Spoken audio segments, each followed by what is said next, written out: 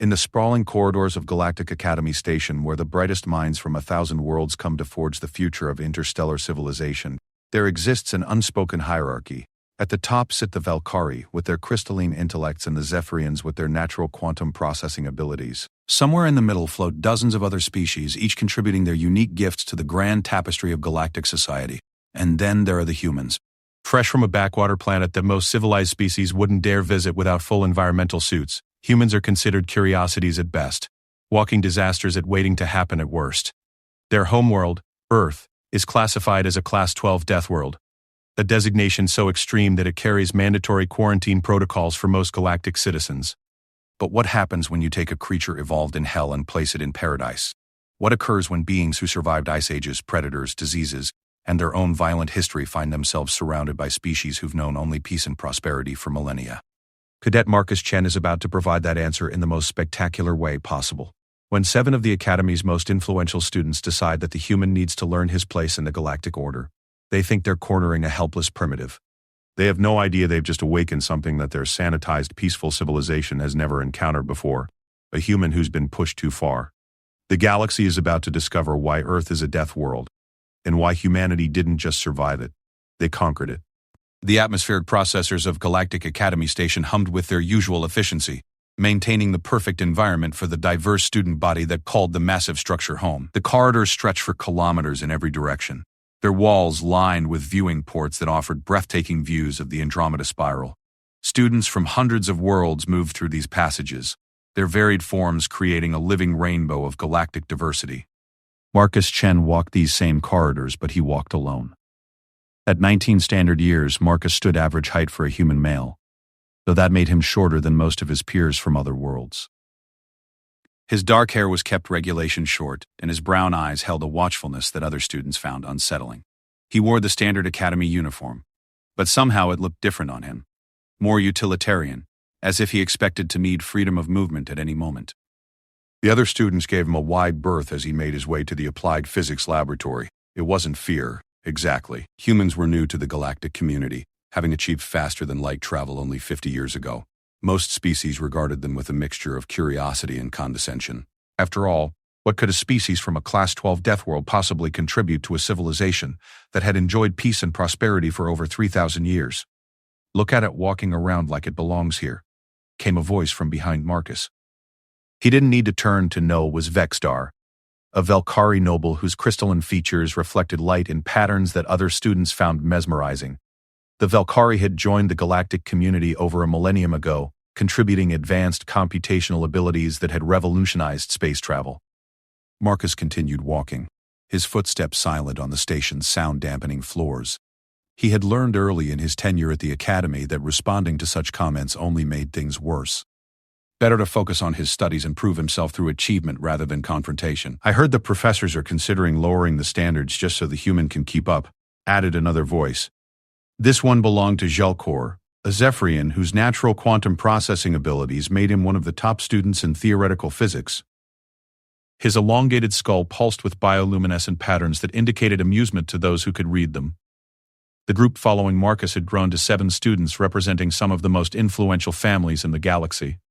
Besides Vexstar and Jelkor, there was Setha, a Nagar, whose serpentine form moved with predatory grace, Keldon and Mortis, twin hegemony warriors whose 4 arms and massive frames made them natural leaders, Urith, an ethereal whose translucent form seemed to float rather than walk, and finally, Nexus, a cybernetically enhanced mechanoid whose optical sensors never seemed to blink. These 7 had made Marcus's life at the academy increasingly difficult over the past semester. It had started with small things, his assignments being mysteriously deleted from the academy's computer systems, his scheduled lab times being changed without notice, his personal effects being rearranged in his quarters. But lately, their attention had become more direct. Marcus reached the entrance to Lab Section C and placed his hand on the biometric scanner. The device hummed for a moment, then flashed red. "Access denied," announced the synthetic voice of the Academy's AI system. "Scheduled maintenance in progress." Behind him, Marcus heard the soft chittering that passed for Nagar laughter. He checked his schedule on his personal data pad. According to his records, he was supposed to have access to Lab Section C for the next 3 hours to work on his final project for advanced quantum mechanics. "Having trouble, human?" Dexter stepped closer, his crystalline features refracting the corridor lighting into prismatic patterns. Perhaps you should try the remedial labs in Section G. I hear they're more appropriate for your skill level. Marcus finally turned to face his tormentors. The 7 students had arranged themselves in a loose semicircle, effectively blocking his path back down the corridor. Other students hurried past, carefully avoiding eye contact. Nobody wanted to get involved with the Academy's unofficial social hierarchy, especially when it involved the human oddity. My authorization should be valid for another 2 hours and 43 minutes, Marcus said calmly, his voice carrying the slight accent that marked him as coming from Earth's North American continent. If there's scheduled maintenance, it should have been announced through proper channels. Gelcor's bioluminescent patterns shifted to indicate condescension. Were you questioning the Academy's systems, Deathworlder? Perhaps your primitive understanding of technology is causing confusion. The word Deathworlder hung in the air like a curse. It was technically accurate. Earth was classified as a Class 12 Deathworld, the most extreme rating in the Galactic catalog. But the way Gelcor pronounced it made it sound like an insult. Marcus's jaw tightened almost imperceptibly. I'm simply noting a discrepancy between my scheduled time and the system's current status. Seth slithered closer, his scales shifting color in patterns that indicated aggressive amusement. You know, human, I've been reading about your home world. Fascinating place. Constant natural disasters, predators that hunt in packs, diseases that can kill in days, weather patterns that would strip the flesh from most civilized beings. How did such a violent, chaotic world produce anything resembling intelligence? The question was clearly rhetorical, designed to provoke rather than inform. Marcus remained silent, but something shifted in his posture. It was subtle. A slight squaring of his shoulders, a fractional adjustment in how his weight was distributed on his feet. Keldon and Moritus moved to flank Marcus, their massive frames casting shadows over him. The twins were from the Hegemony, a warrior culture that prized strength above all else. They had been puzzled by Marcus since his arrival. He was clearly a fighter, they could sense that much, but he refused to engage in any of the ritual combats that were common among their people. In our culture, Keldon rumbled, his voice like gravel grinding together, strength determines worth. You claim to come from a world of warriors, yet you do nothing but run when challenged. Perhaps, Mortis added, your people's reputation is exaggerated. Perhaps Earth is only a death world, because its inhabitants are too weak to properly tame it. Ureth the Ethereal floated closer. Her voice carried harmonics that most species found soothing, but there was an edge to it now. I've been studying human psychology for my xenobiology thesis. Such fascinating defense mechanisms. The way humans respond to stress by either fighting or fleeing. Tell me, Marcus Chen, which are you? A fighter or someone who runs? Nexus had been silent throughout the exchange, his optical sensors recording everything. The mechanoid's voice was purely synthetic when he finally spoke. Probability analysis suggests 97.3% chance that the human will choose flight response. Physiological stress indicators are within normal parameters for his species. Conclusion: non-threatening. Marcus stood in the center of the semicircle. 7 of the galaxy's most privileged students surrounding him like predators circling prey.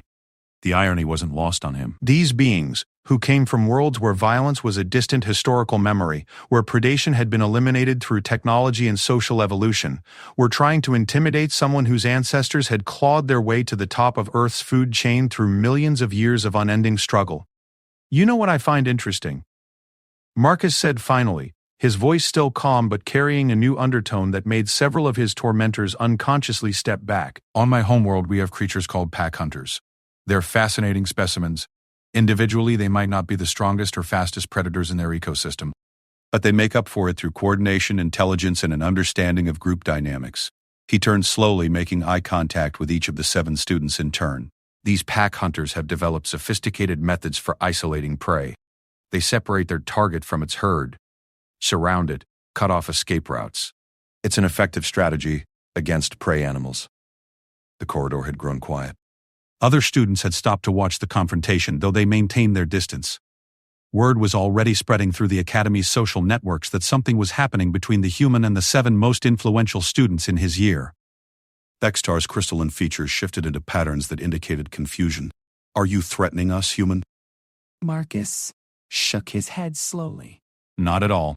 I'm simply making an observation about pack hunting behavior. You see, there's one crucial flaw in the strategy. It only works if you correctly identify your target as prey. The silence that followed was deafening. Something had changed in Marcus's demeanor, something subtle but unmistakable. The watchfulness that other students had found unsettling was still there, but now it had a focus. He no longer looked like a student trying to avoid confrontation. He looked like a predator taking the measure of potential threats. Seth was the first to recognize the shift. His species' instincts, while dulled by generations of civilized living, still carried genetic memories of what real predators looked like. His scales began shifting to warning colors involuntarily. "I think," Marcus continued, his voice carrying across the now silent corridor, "there's been a fundamental misunderstanding about human nature. You see me as someone to be intimidated, someone who will back down when faced with superior numbers or social pressure. You see a primitive from a backwards world who should be grateful for the opportunity to learn from his betters." He paused, and in that pause, something electric filled the air. Other students found themselves backing away without understanding why. Some primal part of their consciousness, buried beneath millennia of civilization, was recognizing something their rational minds couldn't quite process. "But here's what you don't understand about Deathworlders," Marcus said, and now his smile was visible, though there was nothing pleasant about it. "We don't survive our homeworlds in spite of their dangers. We survive them because we become more dangerous than anything else that lives there. The attack when it came was swift and unexpected. But it wasn't Marcus who struck first. Keldon, his hegemony pride stung by what he perceived as a challenge from an inferior being, lunged forward with all four arms extended. In his mind, he was performing a simple dominance display that would put the human in his place once and for all. What happened next would be analyzed by Academy security for weeks afterward. Not with the jerky, panicked movements of someone caught off guard, but with the fluid precision of someone who had been expecting, perhaps even hoping for, exactly this moment. His body shifted sideways, avoiding Keldon's charge by mere centimeters. At the same time, his left hand came up to catch one of the hegemony warrior's massive arms, while his right struck with surgical precision at a nerve cluster just below Keldon's secondary shoulder joint. The forearm giant crumpled instantly, his nervous system temporarily overwhelmed by the perfectly placed strike. But Marcus was already moving, using Keldon's falling body as a pivot point to launch himself toward Mortis, who was charging to his twin's aid. The second hegemony warrior had a split second to register shock before Marcus's knee connected with his solar plexus. The blow would have been devastating to a human. To Mortis, with his different physiology, it was merely incapacitating. The warrior doubled over, gasping for breath. 2 down, 5 to go. 3 seconds elapsed. Seth struck next, his serpentine form moving with speed that would have been impossible for most species to track. But humans had evolved alongside ambush predators, and Marcus's reflexes had been honed by 18 years of living on a world where everything wanted to kill him. He caught the Nogger's striking head with both hands, using the serpent's own momentum to redirect him into the corridor wall. Seth hit the reinforced metal with a sound like a gong being struck, his scales automatically shifting to distress colors as he slumped to the floor. Gelcor and Nexus attacked simultaneously, the Zephyrin's quantum-enhanced reflexes coordinating with the mechanoid's calculated precision. It should have been an overwhelming assault. Instead, Marcus demonstrated why human beings had conquered a death world. He dropped to the floor, sweeping Gelcor's legs out from under him, while simultaneously rolling away from Nexus's grabbing appendages. As the Zephyrian fell, Marcus caught him and used his body as a shield against Nexus's follow-up attack. The mechanoid, programmed to avoid harming other students, hesitated for a crucial millisecond. Marcus didn't hesitate. He released Gelcor and closed the distance to Nexus in a single bound. His hands found the mechanoid's emergency shutdown switch, a safety feature that all cybernetically enhanced beings were required to have. Nexus's optical sensors went dark immediately. 6 down, 1 to go, 8 seconds total. Vextar and Urith remained, backing away from the human who had just dismantled 5 of their companions with terrifying efficiency. The Valkyries' crystalline features were cycling through rapid fear patterns, while the ethereal had gone completely translucent in shock. Marcus stood among the fallen, not even breathing hard. His uniform was slightly disheveled, but otherwise, he showed no signs of the brief but intense combat. He looked at the 2 remaining students with those watchful brown eyes that had suddenly become the most frightening things in the corridor. "Here's the thing about pack hunters," he said conversationally, as if he hadn't just single-handedly defeated 5 of the Academy's most physically capable students. "They only work when the pack is actually stronger than their target. When that dynamic shifts," he gestured at the bodies around him. Well, you can see what happens. Rith found her voice first, the harmonics of her speech wavering with terror. You're insane. This is assault.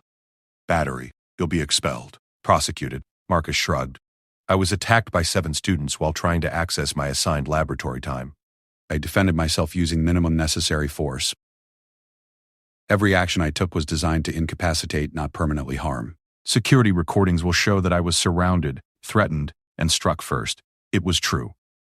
Everything Marcus had done was technically within the Academy's guidelines for self-defense. He had used precision rather than brute force, targeting nerve clusters and pressure points that would disable without causing lasting damage.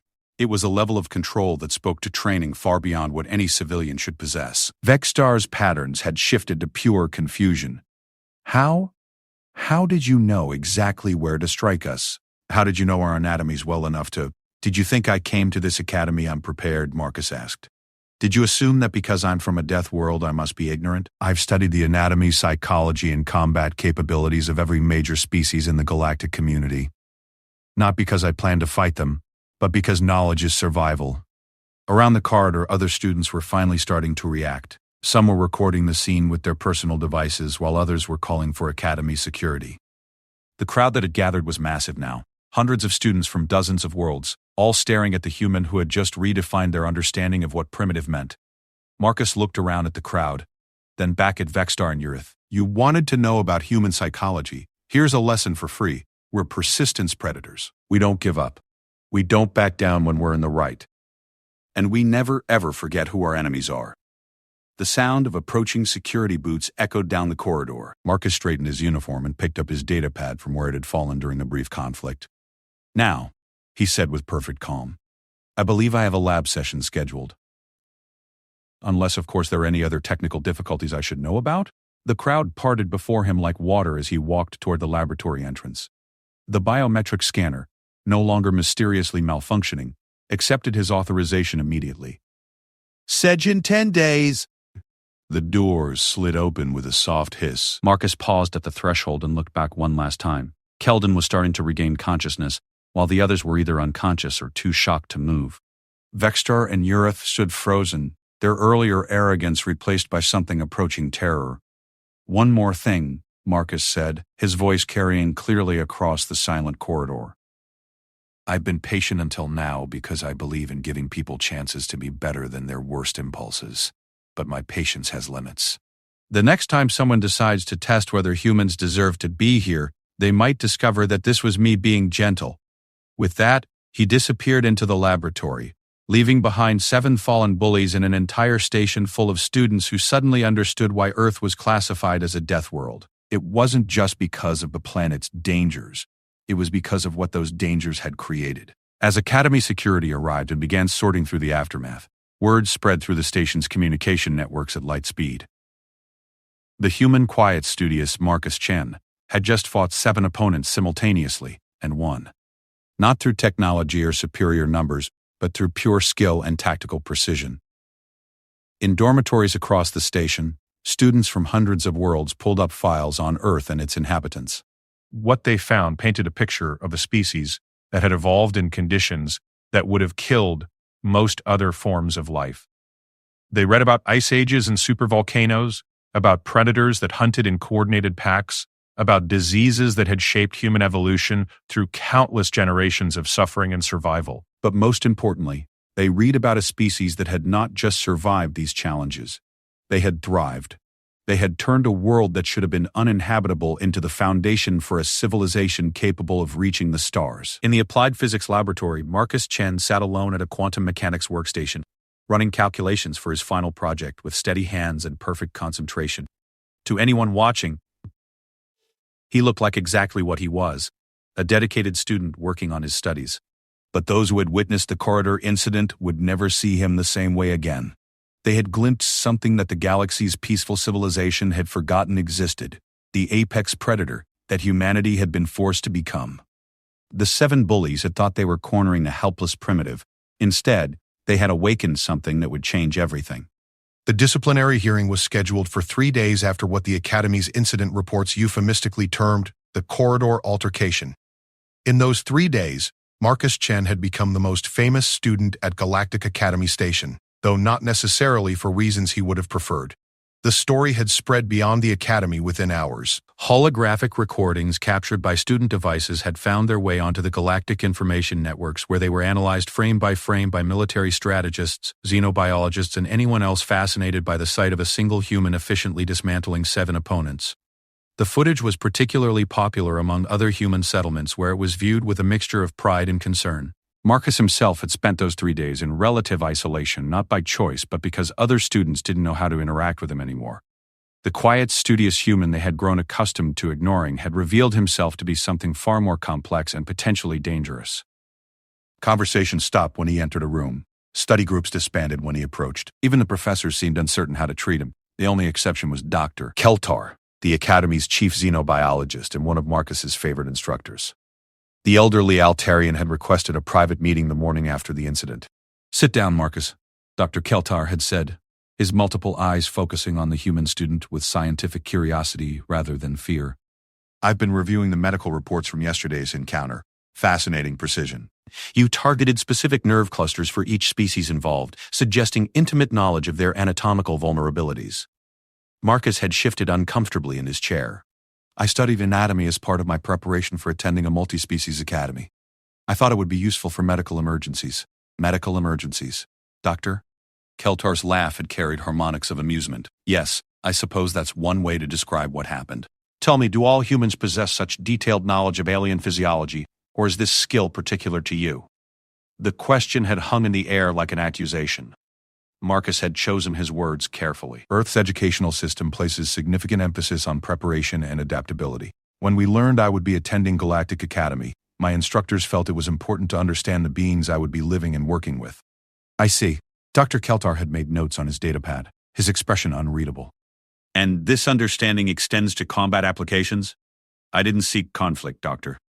But yes, on Earth we learned that knowledge can be defensive as well as academic." Now, 3 days later, Marcus sat in the Academy's formal hearing chamber, facing a panel of 5 judges representing different species and administrative levels. The chamber itself was designed to intimidate: high ceilings, formal seating arrangements, and holographic displays that could replay evidence in 3-dimensional detail. The judges were an impressive collection of galactic authority. Admiral Thexara of the Zephyrian fleet occupied the central position, her bioluminescent patterns indicating formal neutrality. To her right sat Chancellor Mordun of the Academy Council, his Valkyrie crystal structure refracting light in complex legal patterns. Professor Yilseth represented the faculty, her ethereal form flickering with concerned colors. Justice Kolvar of the Hegemony spoke for military interests, while Dr. Naxara, a mechanoid, provided technological analysis. The 7 students Marcus had fought sat in the witness section, most still bearing visible signs of their encounter. Keldon wore a neural damping collar to help his nervous system recover from Marcus's precise strike. Jelkor's bioluminescent patterns were irregular, indicating ongoing disorientation.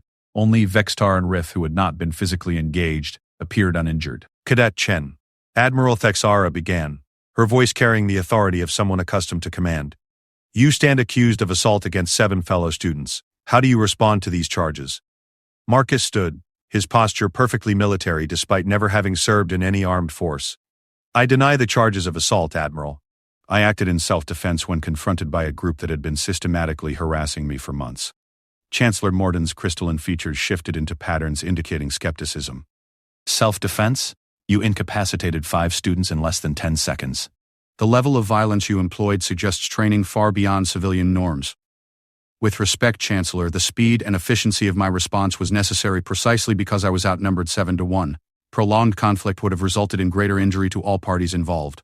Professor Yilseth floated forward slightly, her translucent form shimmering with curiosity. "Cadet Chen, your psychological profile indicates no previous violent incidents, yet your actions suggest combat training of military grade. How do you explain this discrepancy?" Marcus had anticipated this question.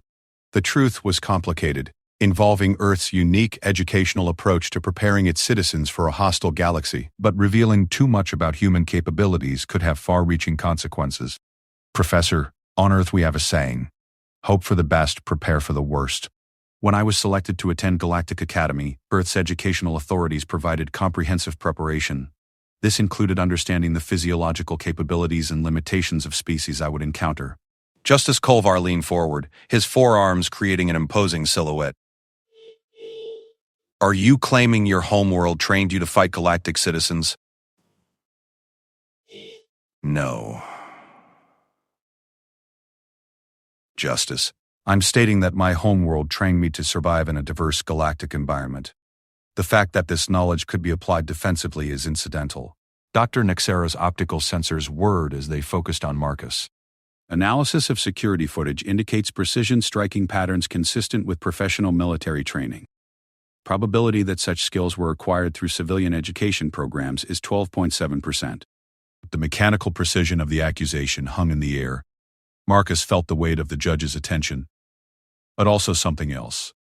The awareness that this hearing would determine not just his own future, but potentially how humanity would be viewed by the galactic community. May I address the court with additional context? Marcus asked. Admiral Thexara's patterns shifted to indicate permission. Proceed. Marcus took a breath, organizing his thoughts. What he was about to reveal would change everything, but the alternative was allowing misconceptions to shape galactic policy toward his entire species. Honored judges, I believe there's been a fundamental misunderstanding about human nature and capabilities. Earth is classified as a Class 12 death world, the most extreme rating in the galactic catalog. This classification isn't just about environmental dangers. It's about what those dangers created. He gestured toward the holographic display, which showed a rotating image of Earth from space. Humans evolved over millions of years in an environment where literally everything was trying to kill us. Predators, diseases, natural disasters, extreme weather, toxic plants, dangerous terrain, and eventually each other. We didn't just survive this environment. We conquered it so thoroughly that we became the apex predator of our entire planet. Professor Yulseth's form flickered with scientific interest. You're suggesting that what we witnessed was normal human capability? I'm stating that what you witnessed was a human operating under stress in what we perceived as a threatening situation. Every human receives basic survival training, because on Earth, survival training isn't optional. It's the difference between life and death. Chancellor Morton's patterns indicated confusion, but your species achieved spaceflight. You've developed advanced technology. Surely civilization would have replaced such primitive instincts. Marcus shook his head. Chancellor, that's where the misunderstanding lies. We didn't replace our survival instincts with civilization. We built our civilization on top of them. Every human achievement, from agriculture to quantum physics, was driven by the same fundamental trait, the absolute refusal to accept defeat. He paused, letting the implications sink in. You see my actions as excessive violence. I see them as measured restraint. I could have permanently injured or killed every one of those students, but I chose precisely calibrated responses designed to incapacitate without causing lasting harm. In human terms, I was being gentle. The silence that followed was profound. The judges exchanged glances, their various forms of communication creating a subtle light show of uncertainty. Justice Culver was the first to speak. You're claiming that all humans possess such capabilities? To varying degrees, yes. But more importantly, I'm pointing out that these capabilities exist within a moral framework that prioritizes restraint and proportional response. I didn't attack those students. I defended myself when attacked. I used the minimum force necessary to end the threat while ensuring no permanent damage was done. Dr. Nexera's optical sensors whirred again. If this represents standard human capability, why are humans not classified as a warrior species like the hegemony? Marcus smiled slightly. Because we're not warriors, Doctor. We're survivors. Warriors fight for glory, honor, or conquest. Survivors fight only when necessary, and only with the objective of continuing to survive. The difference is crucial. Admiral Thexara's bioluminescent patterns shifted through several complex configurations before settling on one that indicated deep consideration. Cadet Chen, if your species possesses such capabilities, why has Earth's government not disclosed this information to the Galactic Council? The question struck at the heart of galactic politics. Marcus chose his words very carefully. Admiral, humanity's approach to galactic integration has been cautious. We've observed that species are often judged by their most extreme capabilities rather than their typical behavior. We feared that revealing our full survival capabilities would lead to us being classified as a threat rather than potential partners. He gestured toward the witness section where his former tormentor sat. These 7 students spent months trying to intimidate me based on assumptions about human weakness. Imagine if they had instead assumed human strength. The result might have been far worse. Professor Yilseth's form brightened with understanding. You're suggesting that humanity has been deliberately underrepresenting its capabilities to avoid being seen as a threat. I'm suggesting that humanity has been emphasizing its achievements in science, art, and peaceful cooperation while downplaying the more practical skills that our evolution forced us to develop. We wanted to be judged by our best qualities, not our survival capabilities. Chancellor Morden's crystalline structure showed patterns of calculation. This explanation raises significant questions about human integration into galactic society. If your species has been concealing military-grade capabilities, we haven't concealed anything, Marcus interrupted respectfully.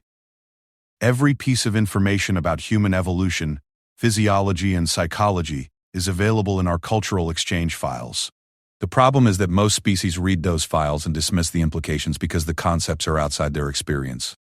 He pointed to the holographic display. The files clearly state that humans evolved as persistence hunters, that we developed complex tool use for survival, that we survived multiple extinction-level events. But species that evolved on garden worlds have no frame of reference for what these facts actually mean. Justice Culvar leaned back in his chair, his expression thoughtful. You're claiming that the information was available, but that we failed to properly interpret its significance. Exactly. And frankly, we preferred it that way. We hoped that by demonstrating our peaceful intentions and technological achievements, we could avoid having to prove our survival capabilities. Admiral Thexara's patterns shifted to indicate a decision being reached. Cadet Chen, this hearing was called to address charges of assault. However, your testimony has revealed information that has implications far beyond a simple disciplinary matter. She looked at each of her fellow judges before continuing. The charges against you were dismissed. The evidence clearly shows you were attacked by a group of students and responded with appropriate defensive measures. However, this hearing has revealed that there are significant gaps in the Galactic Council's understanding of human capabilities and intentions. Dr. Nexera's optical sensors focused on the witness section. What disciplinary action will be taken against the students who initiated the conflict? Admiral Thexara followed his gaze. That will be addressed separately. However, I believe all parties involved have learned important lessons about the dangers of making assumptions about other species. Marcus felt a mixture of relief and apprehension. The immediate crisis was over, but he had essentially forced humanity's hand regarding disclosure of their true capabilities. Chancellor Morden rose from his position. Cadet Chen, given the revelations in this hearing, the Academy Council will be requesting a formal review of human integration protocols. You may be called upon to provide additional information to help the galactic community better understand your species. I understand, Chancellor. I hope that increased understanding will lead to better relationships between humanity and our galactic neighbors. Professor Yilsef floated closer to Marcus. I have one final question, if I may. The level of restraint you showed, specifically targeting nerve clusters to incapacitate rather than using lethal force, suggests not just combat training but ethical training. Is this also standard among humans? Marcus nodded. Professor, on a world where every human is potentially capable of lethal violence, ethical training isn't optional. We learn from childhood that strength without moral guidance leads to destruction. Perhaps that's the most important thing to understand about humanity. Our survival capabilities are always balanced by our social obligations. The hearing concluded with formal pronouncements and administrative procedures, but the real impact was just beginning. Within hours, preliminary reports were being transmitted to the Galactic Council, to military commands across known space, and to diplomatic missions on dozens of worlds. As Marcus left the hearing chamber, he found the corridor filled with students from dozens of species. But something had changed. Instead of fear or avoidance, he saw curiosity, respect, and in some cases, admiration. Word of his testimony had spread through the Academy's communication networks, and students were beginning to understand that the quiet human in their midst represented something unprecedented in galactic civilization. Vextar approached hesitantly, his crystalline features cycling through patterns of uncertainty. Marcus, I wanted to apologize. We were wrong about you, about humans. Marcus studied the Velkari student for a moment before responding. You weren't wrong about humans, Vextar. Just weren't seeing the complete picture. What setup? None of us do, with any species. That's why we need to keep learning about each other. The response clearly wasn't what Vextar had expected. The other 6 students gathered around them, their earlier arrogance replaced by something approaching humility. Gelcor's bioluminescent patterns indicated confusion. But how can you not be angry with us? We attacked you. We tried to humiliate you. Marcus shrugged.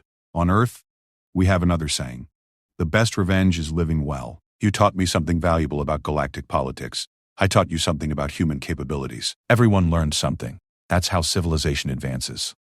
Dr. Keltar approached from the direction of the hearing chamber, his multiple eyes bright with scientific fascination. Marcus, I've just received authorization to begin a comprehensive study of human evolutionary adaptations. Would you be willing to participate? Of course, Doctor. But I should warn you, I'm just one example.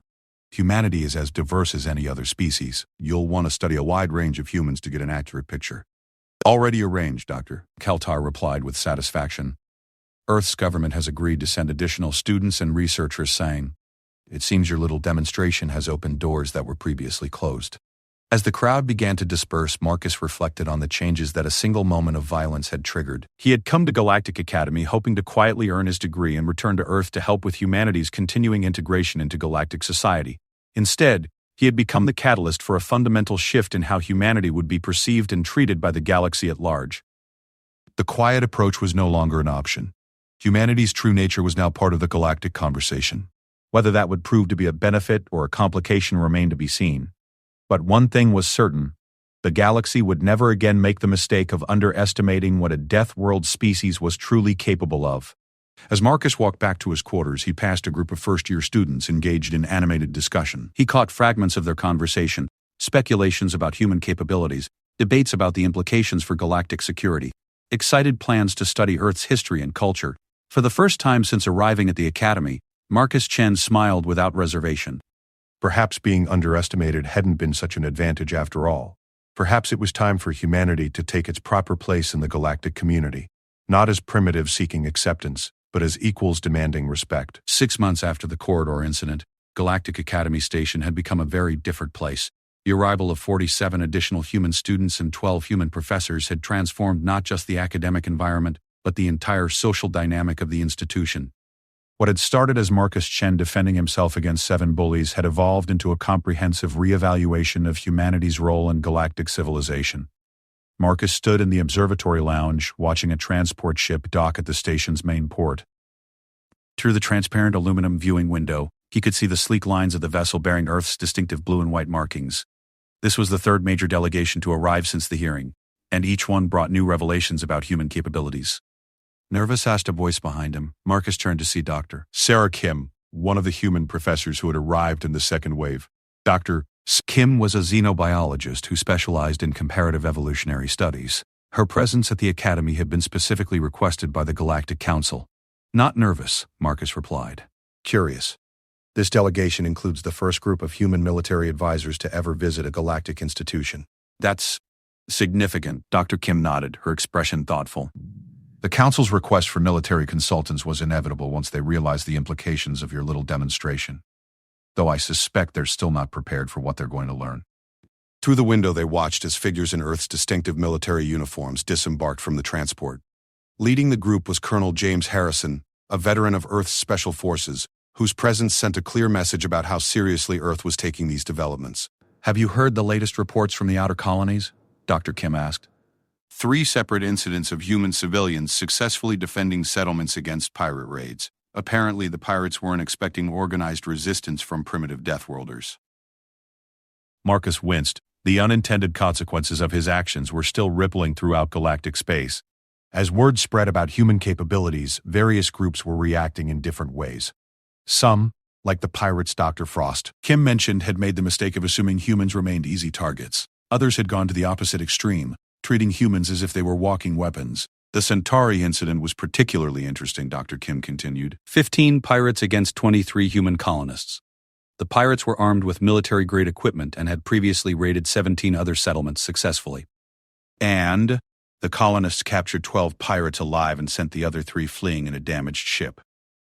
They did it using improvised weapons and tactics that the galactic military is still trying to understand. Apparently, humans have a very different approach to defensive warfare than anyone expected. Before Marcus could respond, his personal communicator chimed with an incoming message. The sender identification made him pause. Admiral Fexara, requesting his presence at an emergency session of the Academy Council. The message was marked with priority codes he'd never seen before. 20 minutes later, Marcus found himself in the Academy's secure briefing chamber, a room he had never seen before. The chamber was designed for discussions of classified galactic security matters, with advanced shielding and communication systems that could connect to military commands across known space. Admiral Fexara was already present, along with Chancellor Morden and several other high-ranking officials Marcus didn't recognize. But it was the figure standing at the holographic display that commanded attention.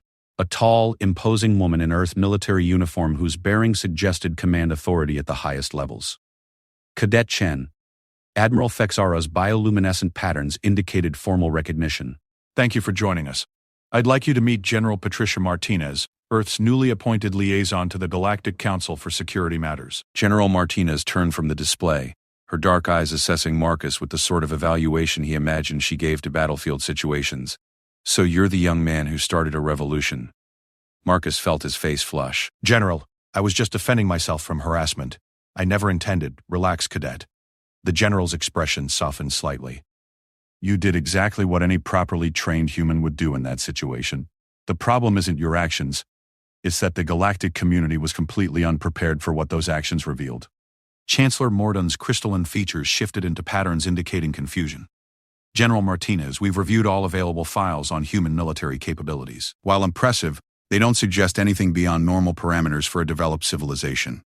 General Martinez smiled, and Marcus recognized the expression. It was the same sort of smile he had worn during his confrontation with the 7 students. Polite, controlled, and containing depths that others couldn't quite fathom. Chancellor, that's precisely the problem. You've been evaluating human military capabilities using galactic standards, but humans don't fight the way other species fight. We don't wage war the way other species wage war. And most importantly, we don't think about survival the way other species think about survival. She gestured to the holographic display, which showed a 3-dimensional map of galactic space. Over the past 6 months, we've had 17 separate incidents involving human civilians successfully defending against armed attacks. 15 cases of human exploration teams surviving in environments that should have killed them. 23 instances of human negotiators resolving conflicts that had stumped galactic diplomats for years. And in every case, the humans involved were using skills and approaches that your civilization simply doesn't have analogies for. Admiral Fexara's patterns indicated deep concern.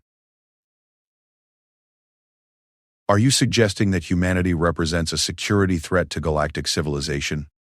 Quite the opposite, General Martinez replied. I'm suggesting that humanity represents the solution to several problems that galactic civilization doesn't even realize it has. She touched a control, and the display zoomed in on the outer rim territories. For 3,000 years, galactic civilization has enjoyed unprecedented peace and prosperity. But that peace was built on a foundation of overwhelming technological superiority over any potential threats. Pirates, raiders, and hostile aliens have been minor annoyances because they lack the technology to seriously challenge civilized worlds. The display highlighted several recent incidents in red. That's changing. Unknown hostiles with advanced technology have been probing galactic borders for the past 2 years. The attacks are coordinated, sophisticated, and completely unlike anything in your historical records. Your military forces have been consistently outmaneuvered and defeated. Marcus felt a chill of understanding. You're saying the galaxy is facing a threat it's not equipped to handle. Exactly. Galactic military doctrine is based on technological superiority and overwhelming force. But these new hostiles aren't fighting that kind of war. They're using guerrilla tactics, asymmetric warfare, and psychological operations. In other words, they're fighting the way humans have fought for thousands of years. Chancellor Mordoon's patterns shifted through several configurations of increasing alarm. What are you proposing? General Martinez turned back to the display, which now showed detailed tactical analyses of recent hostile encounters. I'm proposing that humanity take an active role in galactic defense. Not as subordinates or auxiliaries, but as equal partners with unique capabilities that complement galactic civilization's strengths. Admiral Fexara moved closer to the display. What exactly would this partnership involve? Training, technology exchange, joint operations, and most importantly, a fundamental shift in how galactic civilization thinks about conflict and survival. General Martinez highlighted several data points on the display. Humans don't just fight differently. We think differently about problems. Where galactic civilization sees insurmountable obstacles, humans see puzzles to be solved. Where others see chaos, we see patterns. Where others see endings, we see new beginnings. She gestured toward Marcus. This young man's actions 6 months ago weren't just self-defense. They were a perfect demonstration of human tactical thinking. Outnumbered 7-1, he turned the attackers' numbers into a disadvantage by using their assumptions against them. He achieved total victory with minimum force by understanding his opponents better than they understood themselves. Marcus shifted uncomfortably. Being used as an example of human military thinking wasn't a role he had sought. But there's another aspect to this, General Martinez continued. The restraint he showed. The precision of his responses. The fact that he chose to incapacitate rather than kill, even when facing overwhelming odds. That's not just tactical thinking, that's moral thinking. And it's that combination of tactical capability and moral restraint that makes humans ideal partners for galactic civilization. Chancellor Mordun's patterns indicated deep consideration. You're suggesting that humans could serve as military advisors and trainers for galactic forces. I'm suggesting much more than that. I'm proposing a comprehensive alliance that goes far beyond military cooperation. Humans excel at problem-solving under pressure, at adapting to hostile environments, at maintaining morale during impossible situations. These are skills that galactic civilization has never needed to develop because it's never faced genuine existential threats. The holographic display shifted to show projections of various scenarios. But you're facing those threats now, and the traditional approaches aren't working. You need partners who understand chaos, who thrive in uncertainty, who can find opportunities where others see only disasters. Admiral Thexara's bioluminescent patterns had settled into a configuration Marcus had never seen before. Something between respect and awe. What you're describing would represent a fundamental shift in galactic civilization's approach to defense and expansion. Yes. General Martinez agreed. But consider the alternative. Your current defensive strategies are failing. Your exploration programs are stagnating because they can't handle hostile environments. Your diplomatic corps is stretched thin, dealing with conflicts they don't understand. Meanwhile, humanity has solutions to all of these problems, but we've been holding back because we were afraid of being seen as a threat. She looked directly at Marcus. This young man's actions prove that humans can be formidable when necessary, but also that we can be trusted to use our capabilities responsibly. The combination of strength and restraint he demonstrated is exactly what galactic civilization needs right now. Marcus found his voice. General, what exactly are you asking of me? I'm asking you to be what you've already become, a bridge between human and galactic thinking. You've proven that humans can integrate successfully into galactic institutions while maintaining our unique capabilities. Now we need you to help expand that integration. Chancellor Morden leaned forward. What specific role would Cadet Chen play in this alliance? General Martinez smiled. He'd be one of the first graduates of a new joint program. Part diplomat, part military advisor, part cultural liaison. We're calling it the Integration Corps, and it would be responsible for helping galactic civilization understand and utilize human capabilities while ensuring that humans understand their responsibilities as partners rather than conquerors. The silence that followed was profound.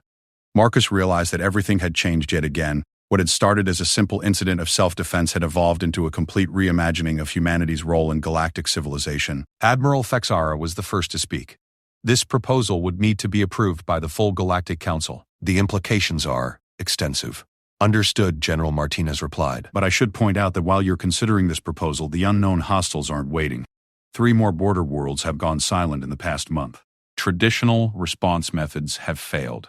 At some point, you're going to have to try something different. As if summoned by her words, an urgent chime filled the briefing chamber. Admiral Thexara's personal communicator was flashing with emergency codes that made her bioluminescent patterns shift to alarm configurations. Report, she commanded. The holographic display activated automatically, showing a real-time feed from the outer rim. A heavily damaged galactic patrol cruiser was limping toward the nearest starbase, its hull scarred by weapons that didn't match any known technology. Admiral, came the voice of the cruiser's captain. We've encountered the hostile force. 15 ships of unknown configuration using tactics we've never seen before. They disabled our escorts and let us escape with a message. The transmission crackled with static before continuing. They're demanding the surrender of 3 border sectors.